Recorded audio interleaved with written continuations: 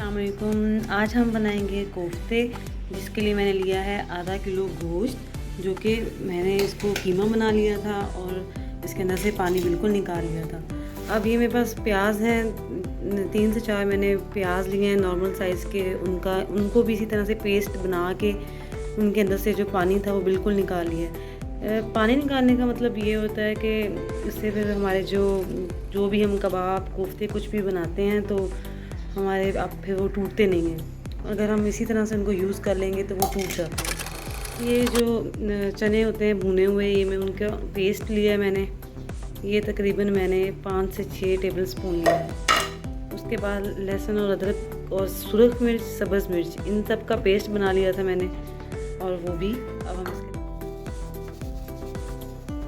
अब इसके अंदर हम डालेंगे दरदरी पिसी हुई सुरख मिर्च, तकरीबन 1 टेबल स्पून।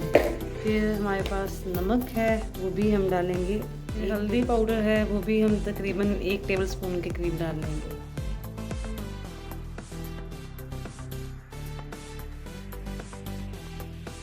अब हम इसके अंदर कुछ स्पाइसेस ऐड कर देंगे और थोड़ा सा 1 टेबल स्पून मैं इसके अंदर ज़ीरा ऐड करूँगी। उसके बाद ये जो सूखी हुई मेथी होती है ये हम डाल देंगे। इसकी खुशबू बहुत अच्छी होती है और टेस्ट भी। और साथ में थोड़ा सा हम काली मिर्च डाल देंगे, उसका पाउडर डाल देंगे। अब हम इसको अच्छे से मिक्स कर लेंगे।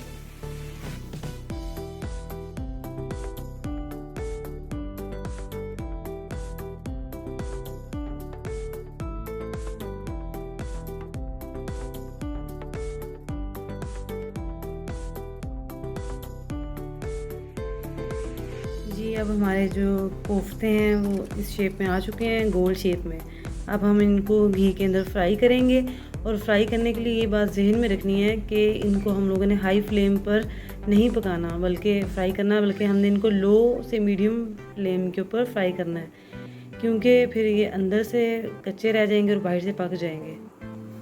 और अगर हम इनको लो फ्लेम पर करते हैं तो फिर हमारे पास ये बिल्कुल सही से सॉफ्ट से फ्राई हो जाएंगे।